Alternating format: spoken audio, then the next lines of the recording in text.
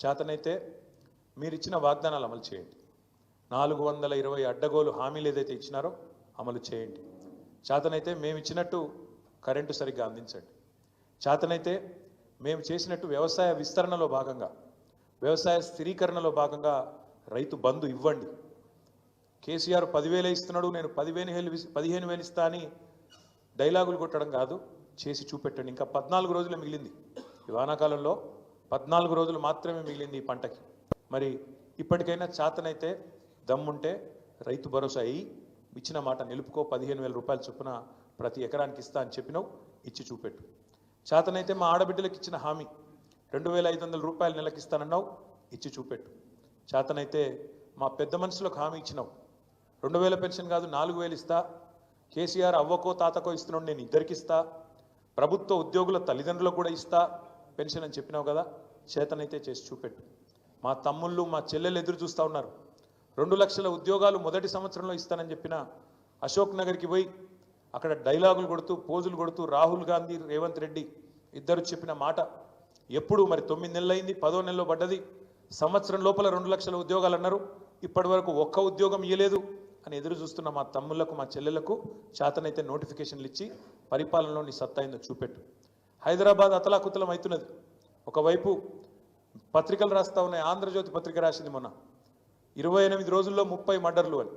ఈనాడు పత్రిక రాసింది ఈ నగరానికి ఏమైంది అని. చేతనైతే తెలివి ఉంటే హోంమంత్రి శాంతి భద్రతలను అదుపులోకి తీసుకొని రా. ఇవాళ ఆంధ్రజ్యోతి పత్రిక రాసింది, అవకాశం ఉంటే చూసుకో. పోలీస్ బండ్లల్లో కనీసం డీజిల్ పోస్తలేరని రాస్తున్నారు. గోదావరి కన్లో పోలీస్ బండ్లలో డీజిల్ పోయకపోతే బండ్లు పక్కకు పెట్టినారు. పెట్రోల్ బంకులో మేము పోయాం బిల్లు లేకపోతే 9 నెలల నుంచి అని వాళ్ళు నిరసన వ్యక్తం చేస్తూ ఉన్నారు. ఇంకోవైపు పాఠశాలల్లో చాక్ పీసులు లేవు. చాక్ పీసులు కొనేందుకు అవకాశం లేక పాఠశాలల్లో ఉపాధ్యాయులు పాఠశాలల్లో అక్కడ ఉండే పిల్లలు బాధపడతా ఉన్నారు. మరొక వైపు గ్రామాలలో సర్పంచులు బాధపడతా ఉన్నారు. మాజీ సర్పంచులు మాకు రావాల్సిన బిల్లులు సంవత్సర కాలంగా పెండింగ్లో ఉన్నాయి, వెంటనే ఇవ్వండి కొత్త సర్పంచులు వచ్చే లోపల అని వాళ్ళు బాధపడతా ఉన్నారు. గారి మీద నోరు బారేసుకోవడం, నోటికొచ్చిన బూతులు తిట్టడం, పరుష పదజాలం వాడడం, పనికి మాలిన అవాస్తవాలను ప్రచారం చేయడం. నిన్న ఆయన మాట్లాడుతుంటే అందరు నవ్వుకుంటా ఉన్నారు. ఫస్ట్ ఆఫ్ ఆల్ తెలంగాణ తల్లి, అందరికీ తల్లి లాంటి తెలంగాణ తల్లిని అక్కడ పెట్టుకుందాం. కొత్త సెక్రటేరియట్ డాక్టర్ బాబాసాహెబ్ అంబేద్కర్ గారి పేరు మీద పెట్టుకున్న సెక్రటేరియట్, అక్కడ తెలంగాణ తల్లిని పెడదాం అందరి తల్లిని అంటే, లేదు నేను రాహుల్ గాంధీ వాళ్ళ నాయననే పెడతా అని చెప్పి రాహుల్ గాంధీ గారి తండ్రి గారి ఫోటో తెచ్చి అక్కడ పెట్టినావు, తండ్రి గారి విగ్రహం తెచ్చి అక్కడ పెట్టినావు. పెట్టడమే కాకుండా ఢిల్లీ మెప్పు కోసం ఇన్ని రోజులు బూతులు తిట్టిండు కదా. సోనియా గాంధీ గారిని బలిదేవత అని, రాహుల్ గాంధీ గారిని ముద్దపప్పు అని, నానా బూతులు ఏవైతే గతంలో తిట్టినావో వాటిని కవర్ చేసుకోవడానికి ఈరోజు చాలా కష్టపడి వాళ్ళ ప్రాపకం కోసం నేను చెప్తున్నాడు. ఏం చెప్తున్నాడు? రాజీవ్ గాంధీ గారు కంప్యూటర్ కనిపెట్టిండట. ఇక నీకు ఎంత తెలివి ఉందో దీన్ని బట్ట చెప్పొచ్చు. అయ్యా రేవంత్ రెడ్డి గారు, నీకు తెలియదు, దరిద్రం ఏంటంటే నీకు తెలియదన్న విషయం కూడా తెలియదు. నీకు ఎవడు చెప్తే ఇనవు. కంప్యూటర్ కనిపెట్టింది రాజీవ్ గాంధీ, రాహుల్ గాంధీ కాదు నాయన, చార్లెస్ బ్యాబేజ్ అన్నట్టు ఆయన. పాపం ఆయన కనిపెట్టిండు, ఆయన బాధపడుతున్నాడు. ఎక్కడున్నాడు కానీ ఆయన ఆత్మ అది బాధపడతా ఉన్నది. రాజీవ్ గాంధీ గారు భారతదేశానికి కంప్యూటర్ పరిచయం చేసినట్టాడు. రాజీవ్ గాంధీ గారు కంప్యూటర్ పరిచయం చేయలేదు భారతదేశానికి. 1955లోనే టాటా గ్రూప్ వాళ్ళు బొంబాయిలో మొట్టమొదటి కంప్యూటర్ను వాళ్ళు తీసుకొచ్చినారు. ఇది నీకు తెలియదు. ఆ రోజు రాజీవ్ గాంధీ గారికి 10 ఏళ్ళలో 12 ఏళ్ళలో. ఇది నీ తెలివి, ఇది నీకున్న పరిజ్ఞానం. ఇక దాంతోపాటు మీకు తెలుసు ఈ రాష్ట్రంలో పరిస్థితి ఎట్లా ఉంది అంటే, ఒకవైపు చికెన్ గున్యాలు, విష జ్వరాలు, మరొక వైపు ఈ డెంగ్యూలు, పారిశుద్ధ్యం పడకేసింది. పట్టణ ప్రగతి లేదు, పల్లె ప్రగతి లేదు, కనీసం పల్లెల్లో పిచికారి కొట్టించే పరిస్థితి లేదు నీ ప్రభుత్వానికి. స్కూళ్ళలోనేమో చాక్ పీసులకు పైసలు లేవు, పల్లెల్లోనేమో పిచికారి కొట్టించేందుకు పైసలు లేవు, సర్పంచుల బిల్లులు ఇవ్వవు, ఆఖరికి పోలీసుల బండ్లల్లో మరి మమ్మల్ని అరెస్ట్ చేసి వాళ్ళని కొట్టబోయేటోళ్ళకు వాళ్ళకు కూడా మరి కనీసం వాళ్ళ బండ్లలో డీజిల్ పోసే ముఖం లేదు. దాంతోపాటు హోంగార్డులకు కూడా జీతాలు ఇచ్చే పరిస్థితి లేదు. చెప్తూ పోతే ఒకటి రెండు కాదు, రాష్ట్రంలో ఒకవైపు హెల్త్ ఎమర్జెన్సీ పెట్టే పరిస్థితి ఉన్నది. అంత దారుణమైన పరిస్థితులు వాళ్ళ పిల్లలు ఎక్కడ చూసినా ప్రతి ఇంట్లో జ్వరాలతో అతలాకుతలం అవుతున్నారు. ఇవన్నీ ఒకవైపు ఉంటే పాలనను పక్కన పెట్టి కేవలం కేసీఆర్ను బీఆర్ఎస్ పార్టీని తెల్లారి లేస్తే తిట్టడమే ఒక పనిగా పెట్టుకొని ఒక పనికిమాలిన పాలన నడుపుతున్న రేవంత్ రెడ్డి గారికి ఇవాళ ప్రజాపాలనా దినోత్సవం జరుపుతా ఉన్నాడు. అందుకే ఇవన్నీ చెప్తా ఉన్నాడు. ఈ సెప్టెంబర్ 17ను ప్రజాపాలనా దినోత్సవం అంటున్నాడు. ఈ రాష్ట్రంలో ఇంతవరకు పాలన అనేదే లేదు. ఆలన లేదు, పాలన లేదు. గురుకులాల్లో పిల్లలు అవస్థలు పడతా ఉన్నారు విషాహారం తింటూ.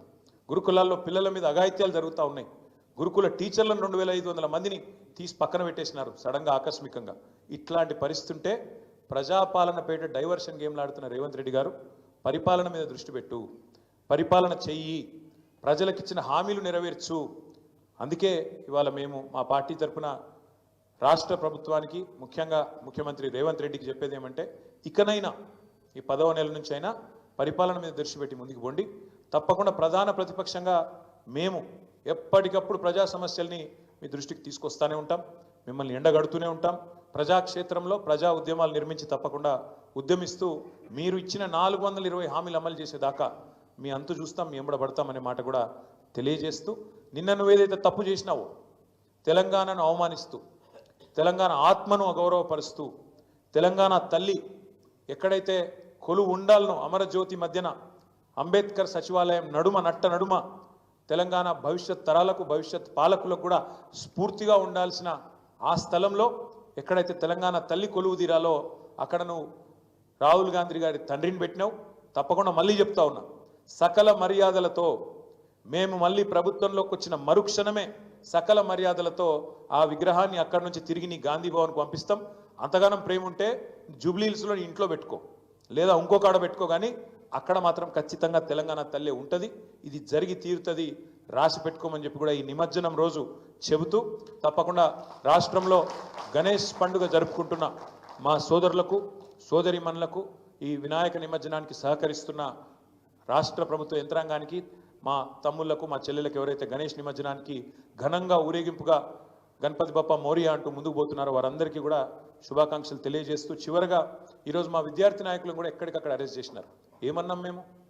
రేవంత్ రెడ్డి చేసిన తప్పుకి, రేవంత్ రెడ్డి చేసిన ద్రోహానికి ఎక్కడికక్కడ తెలంగాణ తల్లి విగ్రహానికి లేదా తెలంగాణ తల్లి పటానికి పాలాభిషేకం చేయమని చెప్పినాం. ఆ కార్యక్రమానికి పోతుంటే ఇలా ఉస్మానియాలో అరెస్టులు, ఇలా రాష్ట్ర వ్యాప్తంగా మొత్తం అన్ని నియోజకవర్గాల్లో మా విద్యార్థి నాయకులను అరెస్ట్ చేస్తూ ఉన్నారు. పోలీసులు వెంటనే ఈ అత్యుత్సాహాన్ని మానుకొని వెంటనే వారందరినీ కూడా విడుదల చేయాలని చెప్పి శాంతియుతంగా ప్రజాస్వామ్య పద్ధతుల్లో నిరసన చెప్తున్న వాళ్ళ మీద ఈ రకమైన దాడి మంచిది కాదనే విషయాన్ని కూడా వారికి గుర్తు చేస్తూ ధన్యవాదాలు, నమస్కారం.